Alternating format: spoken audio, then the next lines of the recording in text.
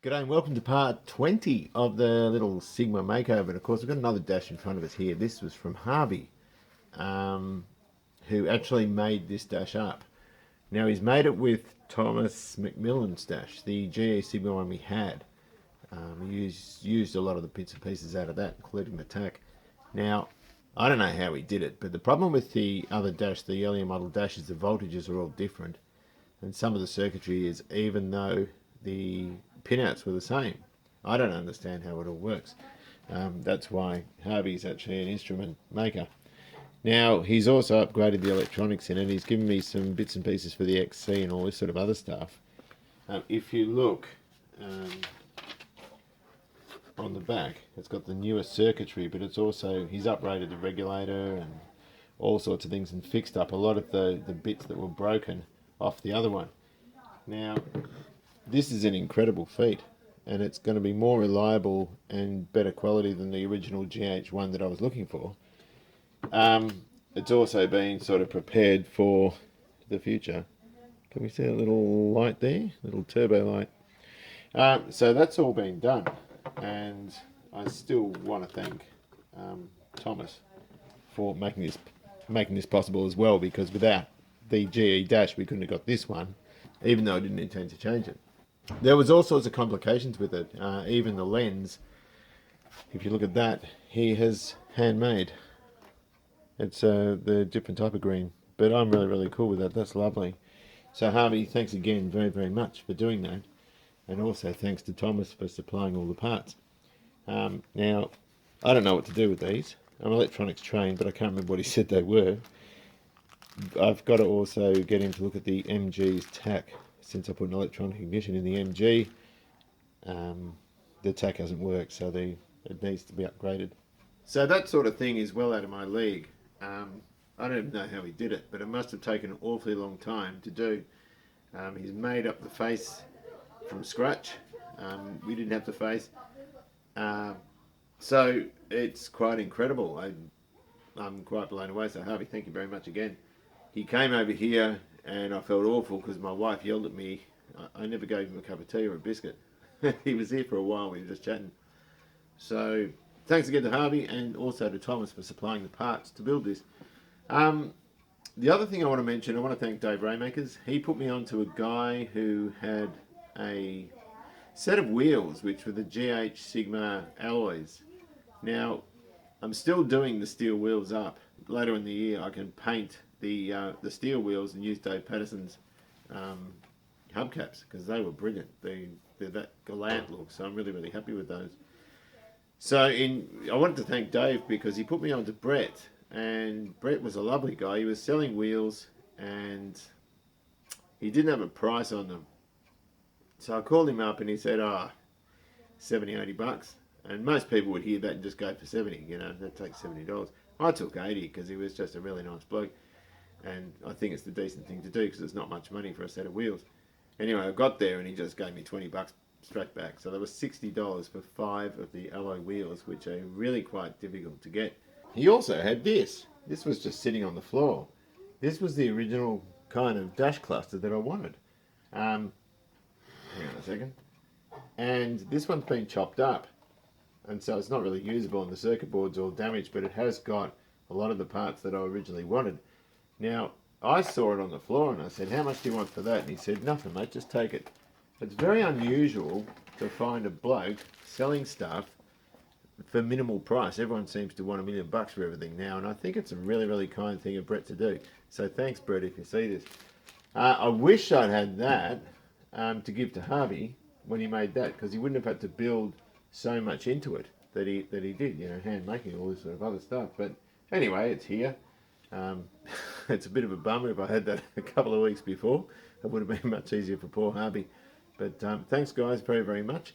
This is part 20. We've pretty much finished the engine bay. There's just bits and pieces left, so I hope you enjoy. Oh no, that's cool. I just wanted to make mention of this. I came to pick up some wheels. The lovely man's offered me these wheels nice and cheap. Am I allowed to film you or prefer not to? That's all good, I don't mind. This is Brett. There you go. Yeah. And he's got himself one of these things, and it's got an LS. And what's particularly good about this, well, it's got a huge hairdryer, but not just that, There's no front plate like they do. Is that, what did you use? You used HT mounts. No, so the standard adapter that was on it, I used with just a conventional universal LS mount, and just welded the tabs onto that. So what sort of bellows are you going to put in? Probably stock bottom end, whether it be 6 litre or 5.7. Yeah, whatever it is, it's going to hammer. Just keep the boost reasonably tame. What sort of boost are you thinking about? 8 to 10 pound will be enough to do what we need to do. I think anything's going to be enough. The stock LS is going to be enough. So this is based... Sorry? It only weighed 2,740 pounds with 308 in it. So they don't weigh much. No, they don't weigh much. What I was amazed about, he's got a huge tank in the back, but he's used his stock tubs and what are they? 255 ET radial. Jeez. In a standard tub. That is a nutcase. What sort of times do you want to get? It should run a pretty low 9. Yeah, I was going to say high 140s. We push the boost, it'll run a high 8 at 150 odd. That's if the windscreen doesn't twist and pop out. Just depends. You got to put a cage in it. So. Yeah, you'd have to go sub 10 on that, wouldn't you? That's brilliant. Oh, thanks very much, mate. That's awesome. No worries. Great deal on the tyres too, the wheels and tyres. These are the original optional wheels that came with the car. And you can see it's got Holden logos on the centre hubs. And that's because this thing had a 308 in it. But these will clean up really, really well. And they are absolutely superb. Very good condition. This one, which one is it? One of them has a big knockout of it there. That could be a spare wheel. But those Holden things, I took the hub out of one of them. And they are just stickers sitting over the original hubs. And that'll give you some idea of what they look like on the car. They're the original GH optional wheels. So they weren't standard on any of the GHs, they were optional on all of them. Most often you see them on GLXs and SEs, but the code for them is normally up on the option tag in the engine bay. Now that's the muffler, and we've got to rejoin it. So I might weld a piece on there and try and rejoin it so I can get it down to Dale. He's going to chop the muffler off and use the over axle pipe and refit that to the car.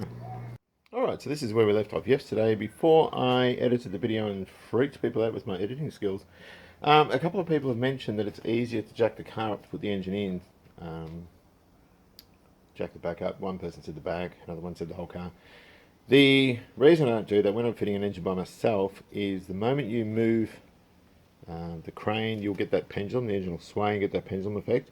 This was very tight between the back and also with the front of the radiator support. So for me, it's much better, particularly working by myself, to leave the engine still and roll the car into it. The other thing, I used a leveler on this so I could just keep the gearbox high at the top. With the Fords, of course, I had a jack on the ground.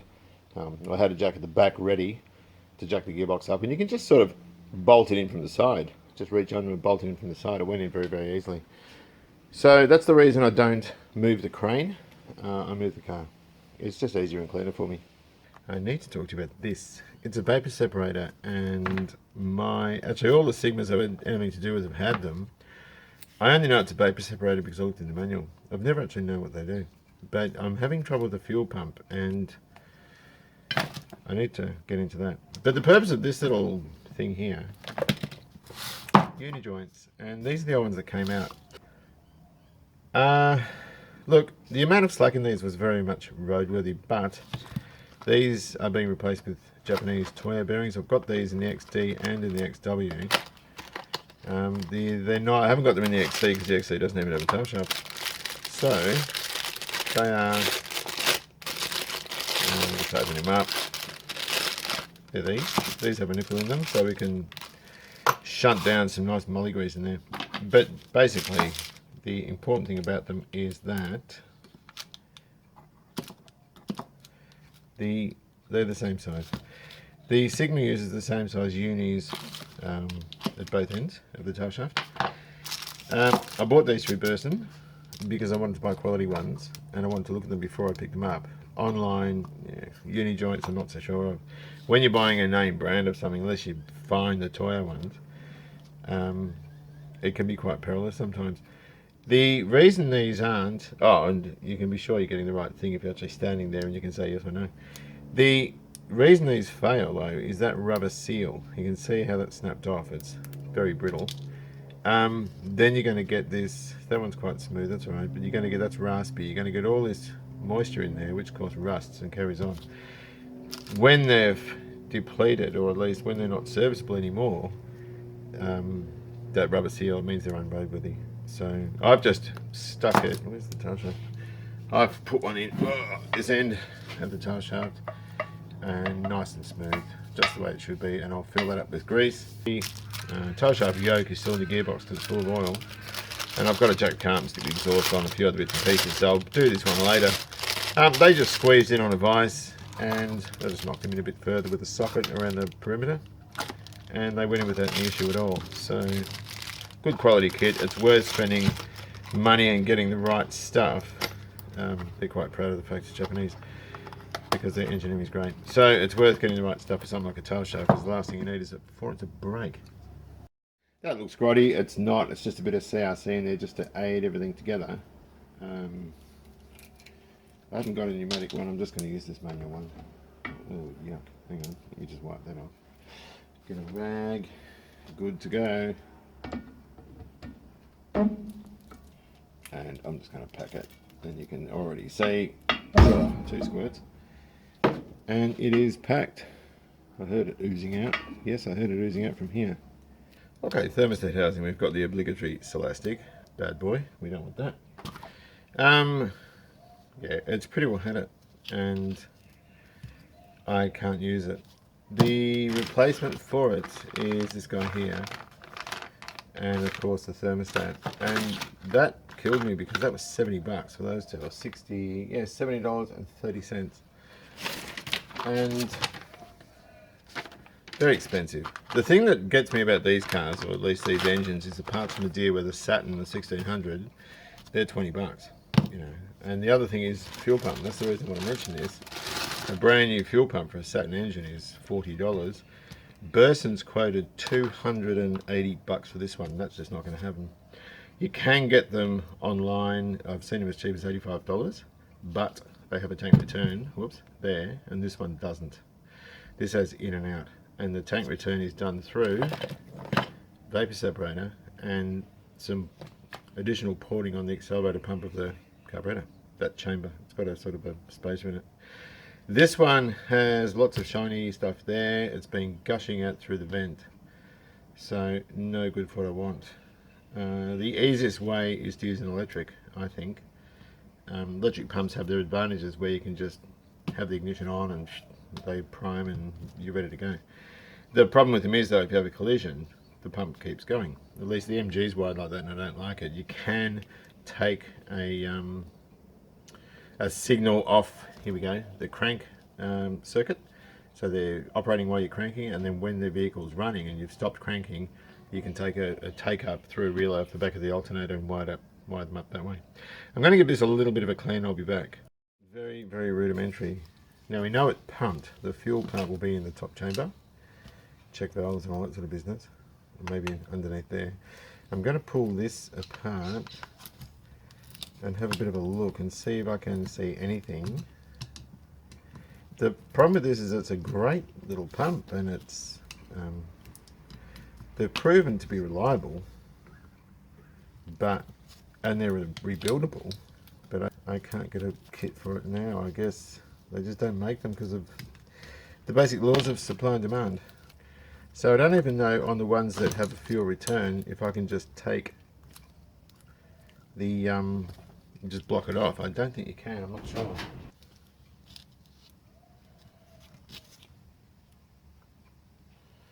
There we go. Oh, I see. It's got a foot on it. Oh, that does make sense. Right, so the problem is oil is getting in this top chamber, so that's not sealing. So oil is getting up in here and going through those vents. You can see, where is it there? Sludge. I wonder if we can reseal that. That'd be a bloody coup, wouldn't it, if we could? That would save me a lot of worry. Hang on a second, I need a rag. I'll use this nice clean one. There is going to be a lot of oil sitting this is going to effectively be full here because of where it is on the cylinder head. It's semi-submerged in that area. Right, so here's the deal. We've given it a bit of a rough clean. It's not completely clean yet. I'm not prepared to give this a full clean yet because I don't want any wax and grease getting anywhere where I don't want it to be, if you know what I mean. Particularly in the diaphragm area there. I'm going to put this pump back.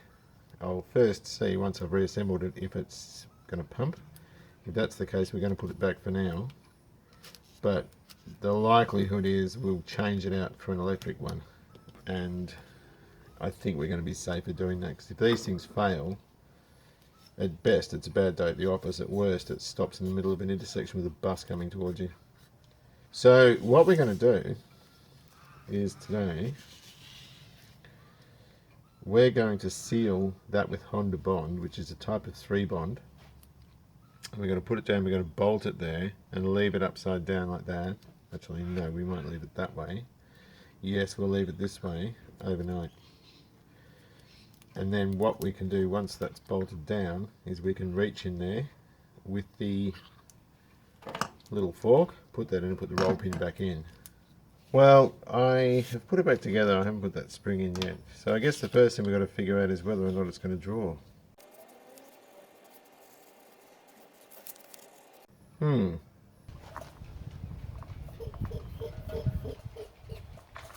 Yep, she draws.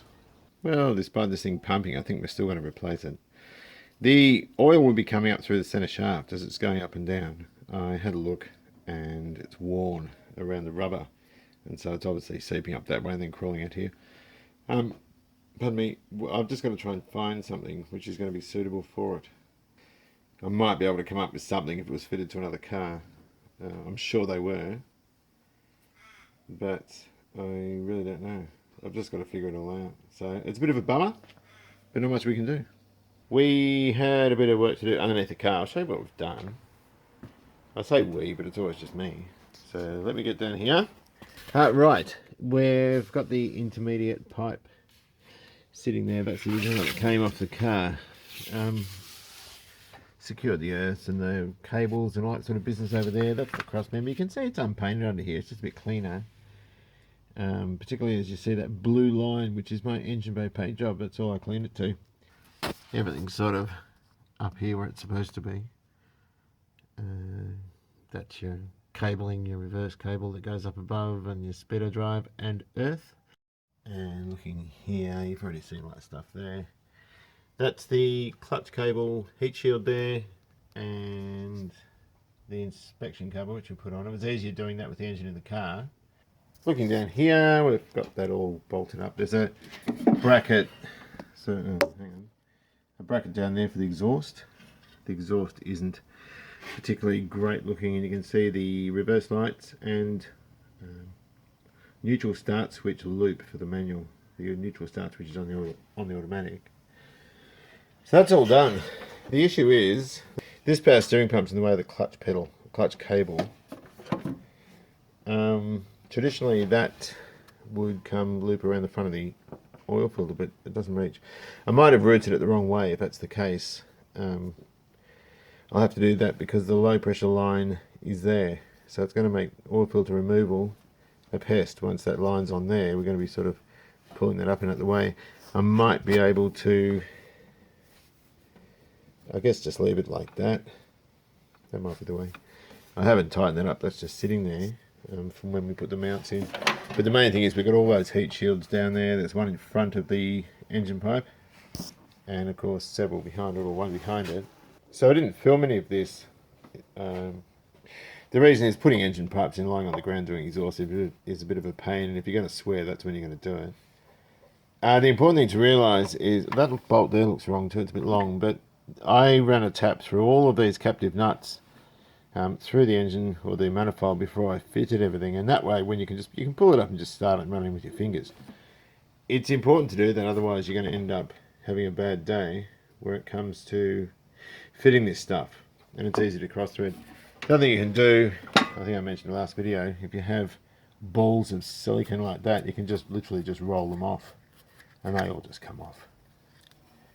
and leaves it with a much neater appearance in those sorts of areas. The other thing is, actually, I forgot to mention, I bounced it up and down and we're getting a rebound. I've got to wet sand this. I've got to wet sand this before I put the bumper on too. We're getting one rebound. We're not even getting 1.5 rebounds on the suspension, which is what you need for roadworthy. So I might not even do the struts. I might leave them for 30 marks. I want this on the road quickly so I can sort of, you know, drive it around, and when it's done, I refreshed, I can do the bikes and the XC and all that sort of stuff. But so far, this has been such a good little car, such a fun little car to do. Right, well, it's Thursday morning. Thank you very much to everybody for being on a live feed last night. I had some time and I just thought it was a good idea. Some people don't like that sort of thing. Power steering belt's been giving us a bit of grief. I've got a new one here, which looks like it's going to be alright. Tight-ish. But that's exactly the one I wanted. That's good. Good. Right, so we'll just tighten that up. We don't want it loose being power steering either, because it's a little squeal. Hang on a minute. Where's my box? Cleo.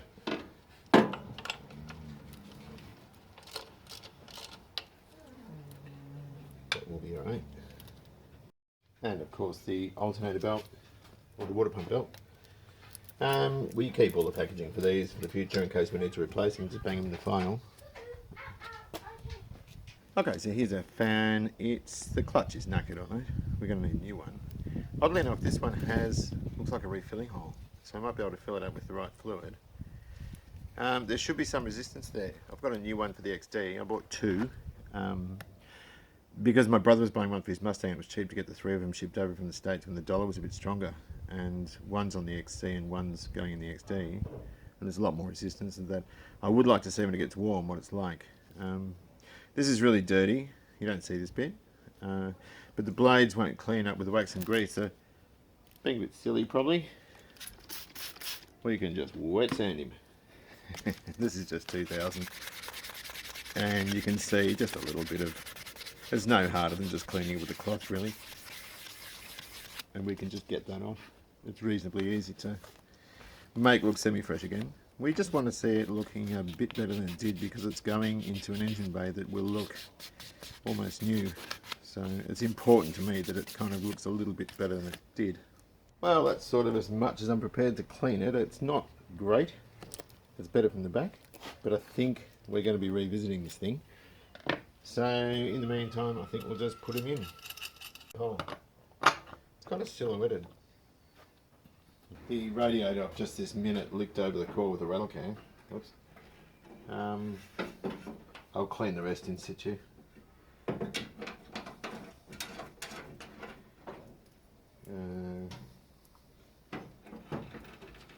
It's just easy doing it that way, I think. Probably not, probably a stupid idea. There we go. Straight off the bat, we've got a hose that doesn't fit, and it's the bottom one, which I had my reservations about because we've got power steering now. I've got a new thermostat too. I'm just going to plop this on now just to see if the top one is going to look like it's going to fit. The GE GH is pretty much the same. They're just a face of the GE. That being said, I don't think that's going to fit. That's fine. If you think about that there and that there, that's all good. Oddly enough, it actually has the part number for a Mitsubishi Triton, but the number comes up in the book as being that one for one of these cars. The bottom one, on the other hand, if you can see, that would have originally been the lower one, which goes like that, and the pump's in the way now. So even if we flick him upside down and allow for the pulley, I think it's going to be one that comes out and around. So I think GJ, GK with power steering might be the way because it's the same engine and that's off a GK, so I can't see any issue really. I think it's going to work if I do that. So I'll take this back. I've ordered the front and rear brake pads for the XC Falcon. So I'm going to work on the Sigma today. I'm about to lower the front and raise the back and put the tail shaft in.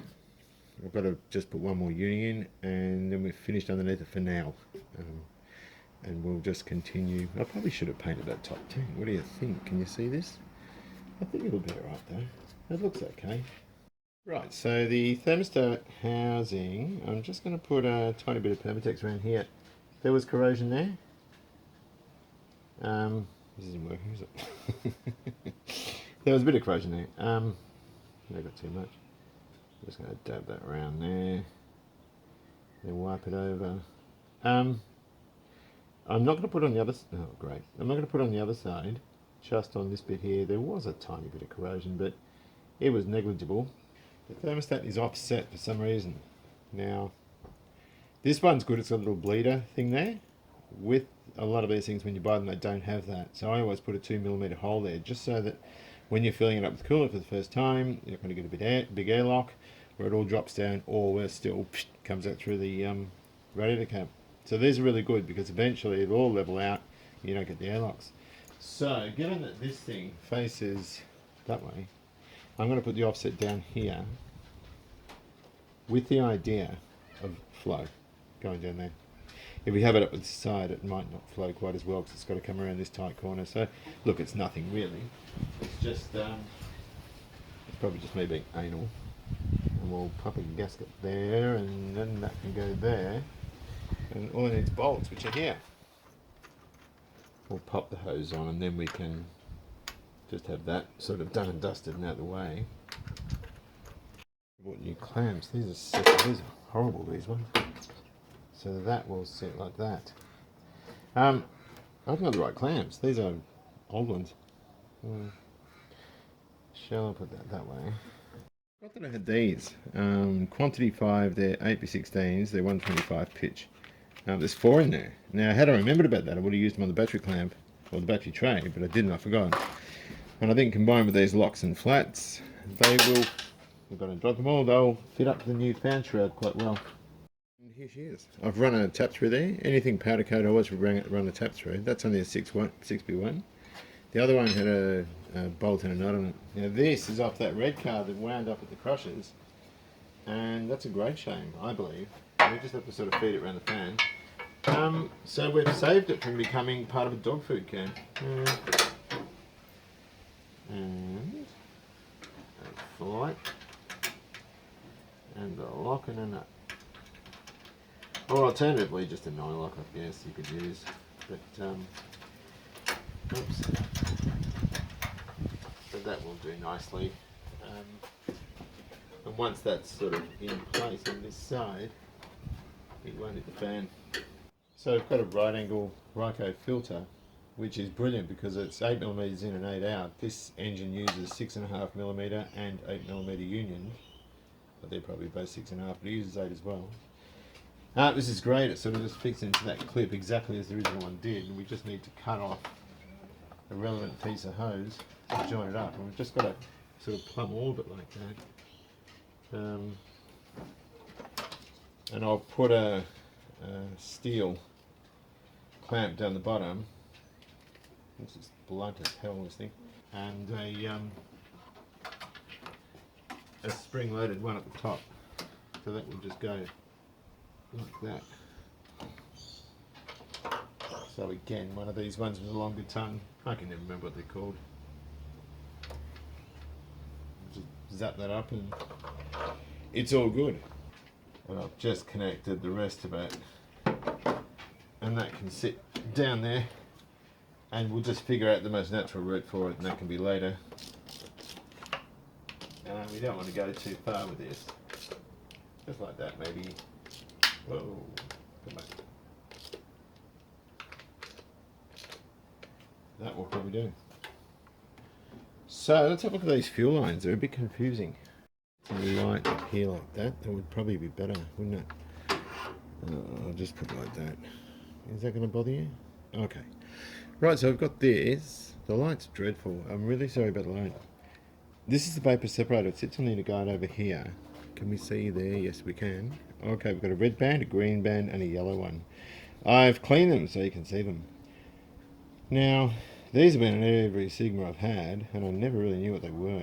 The one on my first one was clear, so I thought the other ones were painted. Whatever the case, this just mounts in here via one bolt, and then it's plumbed in a funny way, and I'll show you what I'm talking about. Right, so I've got our fuel line coming up to the pump. What the pump does is it supplies the vapour separator into the centre. The carburetor fuel bowl comes out of here to here, and then all vapours that sit above are passed down to the accelerator pump. Currently they liquefy there, and it returns to the tank. That's the theory of it. So we will put it back the way Mitzi intended it to be. Yeah, so essentially you could just go straight from there into there and do away with that. But I'm not sure of the repercussions on that part there. That looks like an added bit. I would think these carburetors came with a standard pump without that centre section there. But we'll do it the way they want it. That's what it's there for. So we'll go ahead and plumb that up. So we're going to go there first. Oh, I'll get on the son of a gun. And that goes to the centre. So that's cutting it a bit long, then you can finesse it. So that would go there. Probably unnecessary, I just wanted to have all its original stuff there. For some silly reason. Probably because I'm a silly sausage. But maybe it'd be better if we burnt that in a bit and took some of the radius out.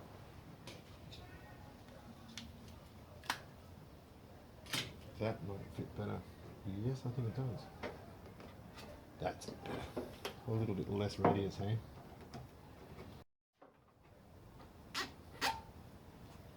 That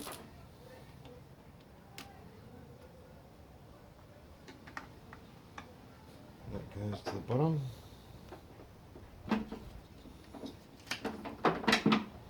Is that going to be too long? Yes, maybe. Take an inch off. And that should fit there, which is probably too bloody short, yeah. Okay, I'll lift that so it's probably easy to see. Quite a bit still here to do. I've got to, whoa, hang on a minute. Finish off wiring it. Some of these have daggy connectors like that on them, which I've got to fix up. The battery tray parts are in there. That I need wing nuts for that thing there, the upright one. I don't like those normal nuts that have been stuck on there. I've made a terrible mistake. Hang on, I'm caught. Here we go. The bracket that goes here to hold the throttle cable on, like that, I have lost. I threw it in a box. I saw it on the ground, thought, must be off another car. Don't know why, maybe it fell off the carburetor. I'm sure I screwed it in there. Where is it there? When I pulled the carby off, but I've made a shocking mistake. A lot of people would see this and not deem it as necessary, but you know what? I like the factory look. I just do. It looks cool. Not mad on the shroud, but the problem with these is that they're all going, you know what I mean? Like they're all being chucked out, and to find parts like that, I think is quite cool. So, not strictly a necessity, but I'm actually really glad I found it. And that poor red car that's gone off to the crusher, it would have been great to get some more stuff off that, like an engine. It would have given a second chance at life, but it's gone. What do you do? Once they're gone, that's it. And being a car of low value, a lot of these things do go. Power steering is connected to the pump, but the low pressure side's not done. I've got to put the, oh gosh, this line.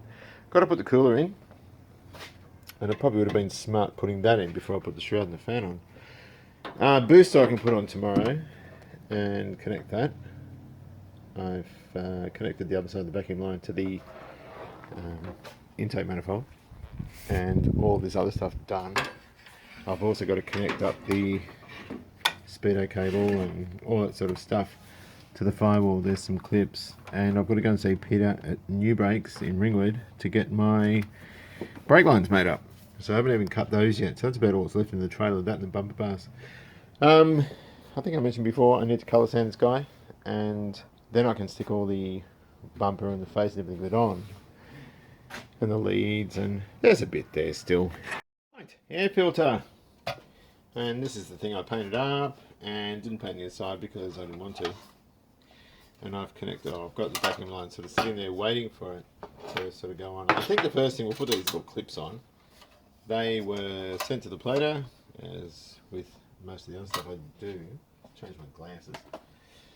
And they're just clips, basically. Pretty self-explanatory.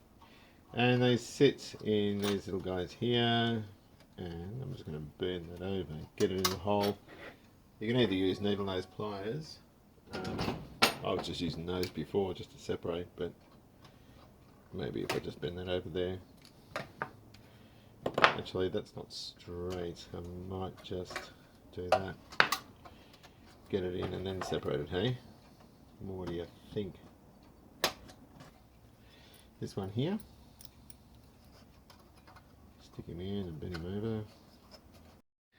And we've also got the vacuum motor. I just cleaned it with Scotch-Brite and put a bit of rattle can clear on it. The reason for that, you can plate this sort of thing, but all the acids and bits and pieces get into the diaphragm. That still works. And you end up like the one on the thermoquad I've got, which is just all corroded out. It's rubbish. So that is going to sit with that thing over that way. And there's a little door in there which it hooks onto, which might be easier if I lift it. If you can see in there, can you see that? I just put that flap through there, just like that, and it lifts the heat riser. Can we see in there? That thing. Anyway, that sits there like that, and we've got this lovely little bracket that holds it in, which goes like that and screws down. I'm going to screw on it. And again, you know, this is just a bit of a laugh, really. And there we go. She's open for business. And that's the original bit of vacuum line I've retained. It's still pliable, it's still usable. And that sort of went round like that. It went around that thing there. So that's cool. That can stay there. This guy here, which goes onto the cold air, I'm going to turn it upside down because it was in better condition. Which way? I'll put it that way. And that has this rather spiffy looking clamp, which again, we got plated. And we'll just do him up. Just make sure we get him centered first. Buzz the screw up, and that is pretty much it. And just go and plonk him back on the engine, hey? We've put a new gasket on there from our kit. That is going to go over those studs, which I can't see terribly well. The booster hose goes in there, and that sits down. We can see the canister needs to be rotated a little bit just to get this round, so we can do that. 2 nuts, and of course this isn't permanent. We've got to get that hose, which is a bit damaged on this car, so I'm just going to have to try and patch it up a bit. Just want to measure how long. This is sort of roughly 140, and using this stuff here, which is bendy but it's spun aluminium. It's quite expensive. I'm just going to cut a piece of that off the razor blade. You got to be careful with this stuff. It unravels fairly quickly if you're not careful. I'm just going to put that there. It's a little bit too long, but it's better than being too short. And it just gives it that sort of finished look. There's another large piece that sort of comes around into there. There's another rubber piece that goes into there. I don't know if you can see that where I'm filming. But ultimately, these nuts, I'm just going to put them there temporarily. It'll give me a chance to rotate or see where I need to rotate the canister. But you can see the 2 arrows lined up. I always like to use a washer if I've painted an air filter, and that way it doesn't destroy the paint. And then these little guys just clip over, and with any luck she looks good. Like that. What do you think? Is that acceptable? I think it is. Okay, clean our booster up. Even clean this thing up and thrown a bit of clear on it. I don't think you can see that, but on the off chance. We want it to look good. Yeah, if I can get this in somehow.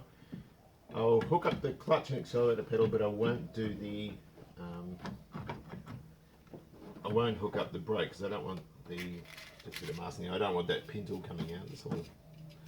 That's glove dust, talcum powder. So I'll get in the car and do that up. All dirty.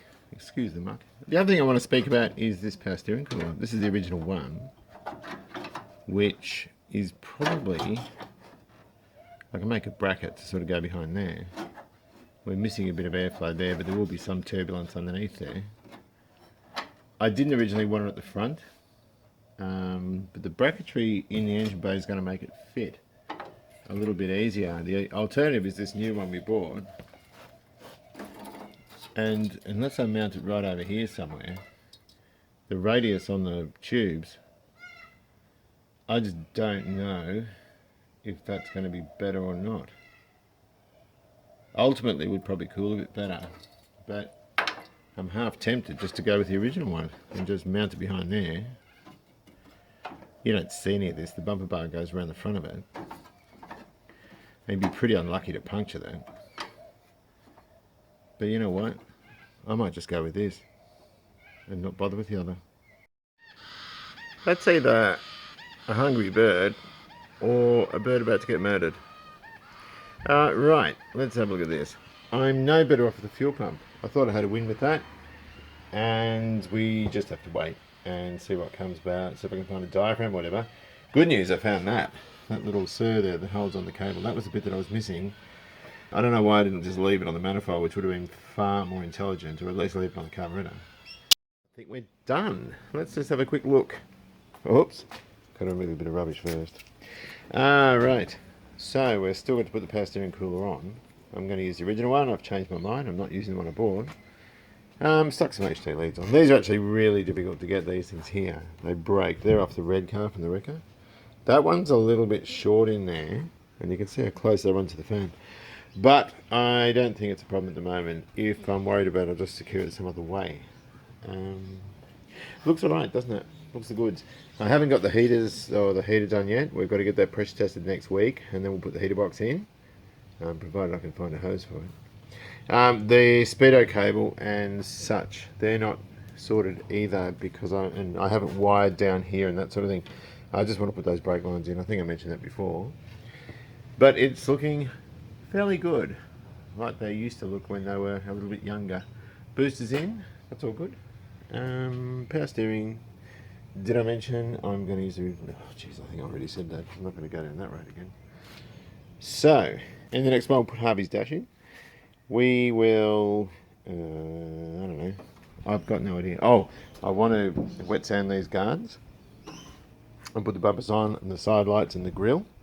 They can all go back in because you can see how sort of flat that is. It needs to be buffed. I haven't done the bonnet or the boot either, so there's going to be a colour shift difference there.